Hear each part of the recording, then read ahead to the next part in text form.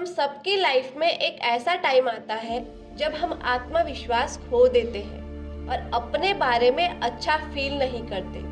लेकिन जब आत्मसम्मान को ठेस पहुंचती है तो ये एक दीर्घकालिक यानी लॉन्ग टर्म प्रॉब्लम बन जाती है और ये हमारे मेंटल हेल्थ और हमारे डेली लाइफ पर हानिकारक प्रभाव डाल सकती है। मैं आपसे self esteem and self confidence बढ़ाने के बहुत ही इफेक्टिव तरीके डिस्कस करने वाली हूँ। लेकिन सबसे पहले समझते हैं कि आत्मसम्मान क्या है।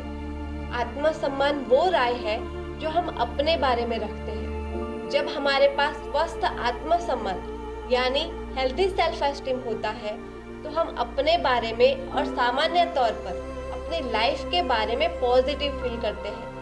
ये हमें दिल से काम करने में बेहतर बनाता है और ये हमें जीवन के उतार चढ़ाव से निपटने में बेहतर बनाता है। लेकिन जब हमारा आत्मसम्मान कम होता है तो हम खुद को और अपने जीवन को ज्यादा नकारात्मक और आलोचनात्मक स्थिति में देखने लगते हैं और हम लाइफ में हमारे सामने आने वाली हर चुनौतियों का सामना करने में भी कम सक्षम महसूस करते हैं। लेकिन सवाल ये है कि हमारे कम आत्मसम्मान का कारण क्या है। कम आत्मसम्मान यानी लो सेल्फ एस्टीम अक्सर बचपन में शुरू होता है। हमारे टीचर्स, फ्रेंड्स, भाई बहन, माता पिता और यहाँ तक कि मीडिया भी हमें अपने बारे में नेगेटिव और पॉजिटिव संदेश भेजते हैं। इसी कारण से आप अच्छे नहीं हैं ये संदेश यानी नेगेटिव चीजें आपके दिल और दिमाग में रह जाती हैं और फिर शायद आपको दूसरे लोगों की उम्मीदों या अपनी खुद की उम्मीदों पर खरा उतरना मुश्किल लगने लगता है। आइए जानते हैं कि आत्मविश्वास की कमी हमें कैसे अफेक्ट करती है। अगर आपका आत्मसम्मान कम है या फिर आप में आत्मविश्वास की कमी है तो आप खुद को सामाजिक परिस्थितियों से दूर रखने लगेंगे।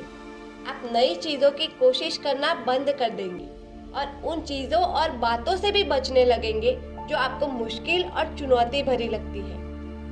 कुछ टाइम के लिए चुनौती भरी और मुश्किल परिस्थितियों से बचने से आप सुरक्षित महसूस कर सकते हैं, लेकिन लंबे समय के बाद इसका उल्टा असर हो सकता है क्योंकि ये आपके अंदर छिपे डाउट यानी संदेह और डर को मजबूत करता है।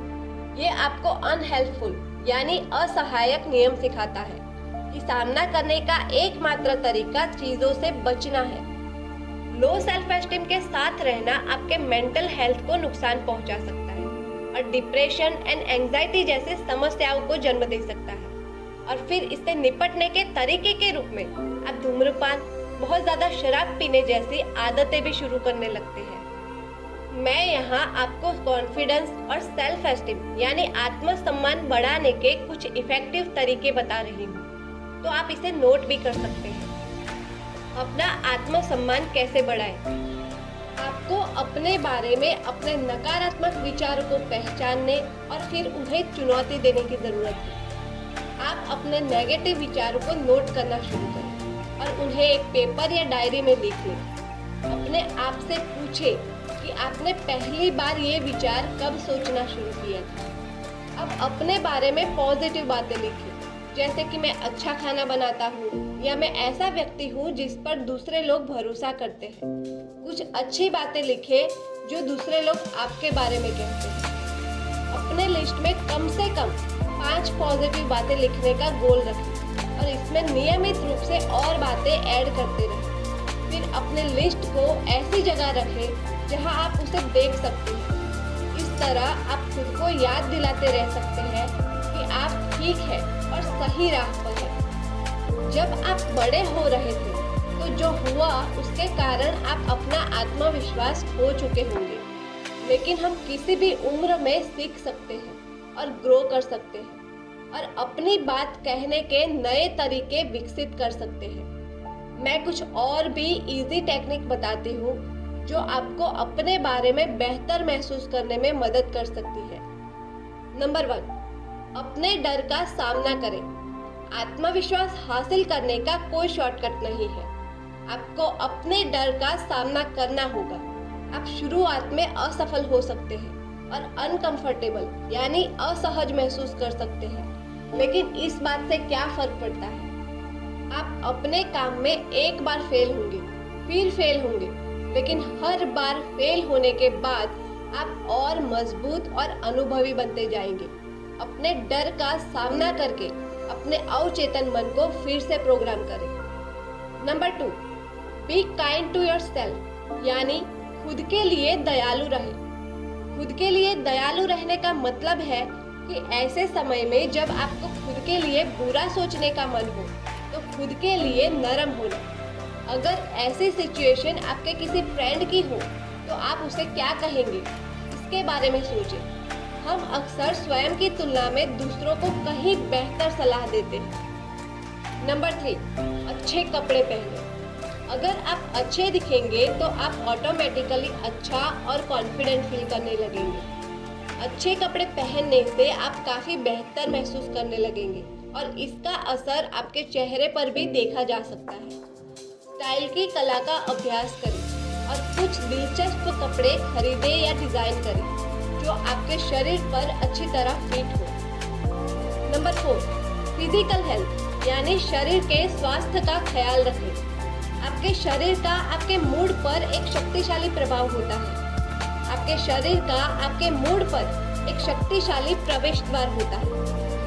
एक बार जब आप अपना वर्कआउट पूरा करते हैं तो आपका माइंड एक सिग्नल भेजता है जो अचीवमेंट यानी उपलब्धि की भावना पैदा करता है, जो सीधे आपके आत्मविश्वास को बढ़ाता है। नंबर 5, अच्छी बॉडी लैंग्वेज पर ध्यान दें। अपने चिन यानी ठुड्डी को पीछे की ओर सीधा छाती से बाहर रखें और अपनी गर्दन को ढके बिना सीधे खड़े रहें। ये कुछ ऐसे हैक्स हैं जो किसी को भी ये विश्वास दिला सकते हैं कि आप कॉन्फिडेंट महसूस कर रहे हैं। नंबर 6, पहचाने कि आप किस चीज़ में अच्छे हैं। हम सब किसी न किसी चीज़ में अच्छे हैं, चाहे वो खाना बनाना हो, गाना हो, पहेलियाँ बुझाना हो या फिर दोस्त बनाना हो। हम उन चीज़ों को करने में भी आनंद लेते हैं जिनमें हम अच्छे हैं, जो आपके मूड को बेहतर बनाने में मदद कर सकते हैं। नंबर 7, ओन योर स्ट्रेंथ, यानी अपनी ताकत के मालिक बनो।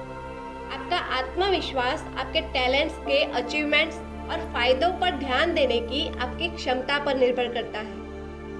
अपने आप को अपनी ताकत याद दिलाने के लिए हर दिन बस थोड़ा ज़्यादा टाइम देकर आप खुद को एनर्जेटिक बना सकते हैं और उसके लिए आत्मविश्वास का निर्माण कर सकते हैं। आप अपना आत्मसम्मान और आत्मविश्वास दोनों बढ़ा सकते हैं। नंबर 8, अपने आप को एक चुनौती दें। हम सब कभी कभी घबराहट से भर जाते हैं और काम करने से डरते हैं, लेकिन हेल्दी कॉन्फिडेंस वाले लोग इस भावना को नई चीज़ों की कोशिश करने या चुनौतियों का सामना करने से नहीं रोकते हैं। अपने लिए एक लक्ष्य निर्धारित करें, जैसे योगा क्लास या जिम ज्वाइन करना और किसी सामाजिक अवसर पर जाना। अपने लक्ष्य को प्राप्त करने से आपको आत्मविश्वास को बढ़ाने में मदद मिलेगी। नंबर 9, ना कहना शुरू करें। आत्मविश्वास की कमी वाले लोग अक्सर महसूस करते हैं कि उन्हें दूसरे लोगों के लिए हाँ कहना होगा, भले ही उन्हें सच में ऐसा करने का मन ना हो। ऐसा करने से जोखिम ये है कि आप ज़्यादा बोझ महसूस करने लगते हैं। आप अंदर ही अंदर क्रोधित और उदास होते जाएंगे। ज़्यादातर ना कहने से रिश्ते खराब नहीं होते हैं। ना कहते रहना मददगार हो सकता है, लेकिन अलग अलग तरीकों से। नंबर 10, किसी की उम्मीदों पर फिट होने की कोशिश ना करें। ये आत्मविश्वास की राह में सबसे बड़ी बाधा है। दूसरे लोग आपके बारे में क्या सोचेंगे, ये सोचना आपका काम नहीं है। वो आप पर हंसेंगे, वो लोग आपका मजाक उड़ाएंगे, लेकिन अंत में वही लोग आपको एक एग्जाम्पल यानी उदाहरण के रूप में इस्तेमाल करेंगे। नंबर 11, अपने आप को सर्वश्रेष्ठ रूप में कल्पना करें। खुद को सर्वश्रेष्ठ स्थिति में और सबसे सफल स्थिति में रखें। आप कैसे दिखते हैं, कैसे चलते हैं, कैसे बात करते हैं। इस स्थिति में स्वयं की कल्पना करने के बाद आप देखेंगे कि आप उच्च आत्मविश्वास की स्थिति में प्रवेश कर रहे हैं और ज़्यादा एनर्जेटिक फील कर रहे हैं। मुझे उम्मीद है कि ये वीडियो आपकी हेल्प ज़रूर करेगा। अगर आपको ये वीडियो पसंद आए तो प्लीज़ लाइक और कमेंट कर दीजिए और जिनको सुनने की ज़रूरत है उन्हें शेयर ज़रूर कीजिएगा।